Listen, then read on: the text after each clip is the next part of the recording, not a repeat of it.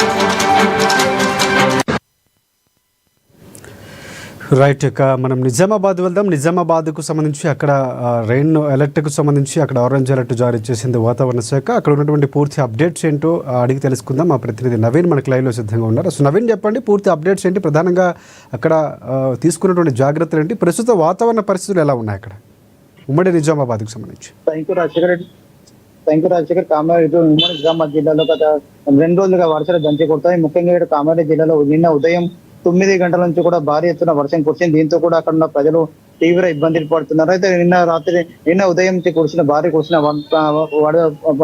వర్షానికి కూడా అనేక ప్రాంతాలు, లోతట్టు ప్రాంతాలు కూడా పూర్తిగా జలమయమైన పరిస్థితి కనిపిస్తుంది.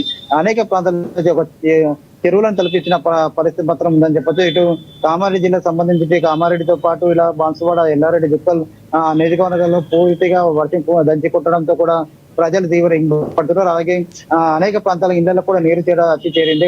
గత కొన్ని రోజుల ముందు చూసినట్టయితే అక్కడ కామారెడ్డి జిల్లాలో భారీ వర్షం కురవడంతో కూడా అనేక ప్రాంతాలు పూర్తిగా చెరువులో తలపించాయి. అనేక ప్రాంతాలు కూడా నీరు వచ్చి చేయడంతో కూడా చాలా ఇబ్బంది పడ్డారు. అనేక తీవ్ర నష్టం కూడా జరిగింది. దీనిపై కూడా అప్పుడున్న సీఎం రేవంత్ రెడ్డి కూడా అప్పుడు కామారెడ్డికి వచ్చి కూడా పూర్తిగా సర్వే నిర్వహించారు.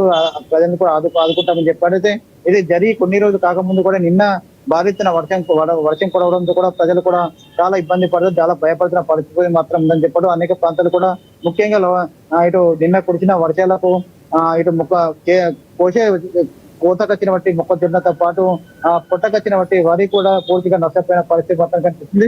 రైతులు కూడా తీవ్రంగా ఇబ్బంది పడుతున్నారు. ఎందుకంటే మొక్కజొన్న 2-3 రోజులు అయితే కోస్తాం అనే తరంలో ఇలా వర్షాలు పుట్టడం పూర్తిగా పంట మొత్తం నీడ మునిగి ఇవ్వడంతో తాము పూర్తిగా నష్టపోయామని చెప్పి కూడా చెప్తున్న పరిస్థితి మాత్రం కనిపిస్తుంది. దాంతో పాటు వరి పొట్టకొచ్చే సమయంలో కూడా పూర్తిగా నిన్న భారీ వర్షానికి కూడా పూర్తిగా పంట మునగడం, పూర్తిగా నీట మునగడంతో అక్కడ ప్రజలు కూడా తాము పెట్టిన పెట్టుబడి కూడా వెళ్ళని పరిస్థితి ఉందని చెప్పి కూడా ప్రజలు తీవ్రంగా ఇబ్బంది పడుతున్న పరిస్థితి మాత్రం ఉందని చెప్పచ్చు. దీంతో పాటు నిజామాబాద్ జిల్లాలో కూడా పూర్తిగా నిన్న మన 2 రోజులు వర్షం కురవడంతో కూడా చాలా ప్రాంతాలు కూడా పూర్తిగా నీట మునిగిన పరిస్థితి మాత్రం కనిపిస్తుంది. రోడ్ల కూడా ప్రజలు కూడా బయటకు వెళ్ళే పరిస్థితి ఉంది. దీంతో ఎస్ఎస్పీ పూర్తిగా నీటి మట్టంతో నిండిపోయిన పరిస్థితి కనిపిస్తుంది. ఇంట్లో 3,10,000 ఉండగా క్యూసెక్లు ఉండగా, అలాగే 1,77,516 క్యూసెక్లు ఉన్న పరిస్థితి మాత్రం ఉంది. దీంతో పాటు 39 గేట్లను కూడా బయటకు వదిలిన పరిస్థితి మాత్రం కనిపిస్తుంది. ఎందుకంటే పైన ఉన్న ప్రాంతాల్లో కూడా పూర్తిగా పైన ఇంట్లో ఎక్కువ రావడంతో కూడా 39 గేట్లను కూడా నిన్న ఇటు ఎస్ఆర్పి అధికారులు ఇవ్వడంతో పూర్తిగా ఇటు ఎక్కువ అవుట్లో బయటకు వస్తున్న పరిస్థితి మాత్రం ఉందని చెప్పడు. అదే వాతావరణ శాఖ మాత్రం ఇంకా మరో 3-4 రోజులు ఉందని చెప్పి వర్షం ఉండాలని చెప్పడంతో నిజామాబాద్ జిల్లా కావచ్చు, కామారెడ్డి జిల్లా చెందిన ప్రజలు తీవ్రంగా ఇబ్బంది పడుతున్న పరిస్థితి ఉందని చెప్పవచ్చు.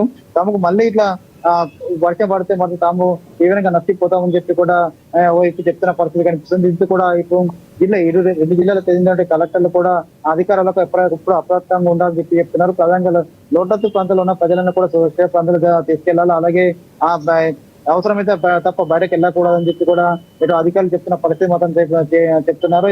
అయితే ఎలాంటి పరిస్థితుల్లో కూడా తాము సిద్ధంగా ఉండాలని చెప్పి ఇటు ఉన్నత అధికారులు కూడా జిల్లా అధికారులు కూడా చెప్పినట్టు తెలుస్తుంది. మొత్తం మీద చూస్తున్నట్లయితే నిన్న కురిసిన వర్షానికి కూడా పూర్తిగా ఇటు ఉమ్మడి జిల్లాలో ప్రజలు తీవ్రంగా ఇబ్బంది పడుతున్నారు. అలాగే రైతులు కూడా తీవ్రంగా నష్టపోయిన పరిస్థితి మాత్రం ఉందని చెప్పవచ్చు. రక్షక right, thanks for updates Naveen.